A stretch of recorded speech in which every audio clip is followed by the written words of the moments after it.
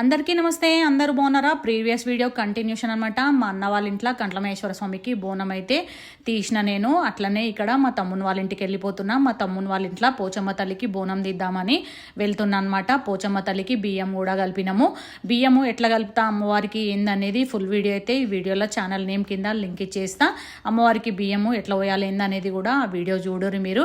First అయితే please ఈ వీడియోకి ఒక లైక్ కొట్టురి, సబ్స్క్రైబ్ చేసుకోరి. బియ్యం కలిపిన తర్వాత ఇట్లా బట్టతోటైతే కట్టాలి, లేకపోతే కింద పడిపోతుంటాయి అనమాట. మనము అమ్మవారి గుడికి తీసుకెళ్లే టైంలో ఆషాఢంలో అమ్మవారు అత్తగారింటి నుండి అమ్మవారింటికి వస్తుంది అనమాట. అప్పుడు ఖచ్చితంగా అమ్మవారికి బియ్యం పోయాలి. ఆషాఢంలో బియ్యం పోయడం కుదరకపోతే శ్రావణంలో కూడా అమ్మవారికి బియ్యం పోయొచ్చు. చాలా మంది శ్రావణ శుక్రవారం మంగళవారం కూడా అమ్మవారికి బియ్యం పోస్తుంటారు. ఇంకా మా తమ్ముడు వాళ్ళ ఇల్లు చాలా దూరం కాబట్టి పోచమ్మ టెంపుల్ కి రావడానికి చాలా దూరం నడవాల్సి వస్తుందని మేమైతే కార్లో బోనం తీసుకొని అయితే వచ్చేసినాము.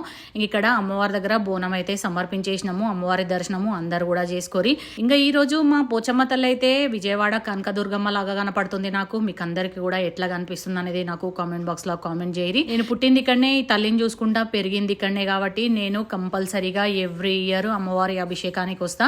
ముందు రోజు అభిషేకం చేస్తారనమాట. శనివారం రోజు అభిషేకం చేసిన తర్వాత ఆదివారం రోజు అమ్మవారికి అయితే ఇట్లా బోనాలు తీస్తారు. బోనాలకైతే ఖచ్చితంగా నేను ఎవ్రీ ఇయర్ అటెండ్ అవుతుంటా. ఇంక ఇక్కడ అమ్మవారికి అయితే బియ్యం పోసేస్తున్నాము.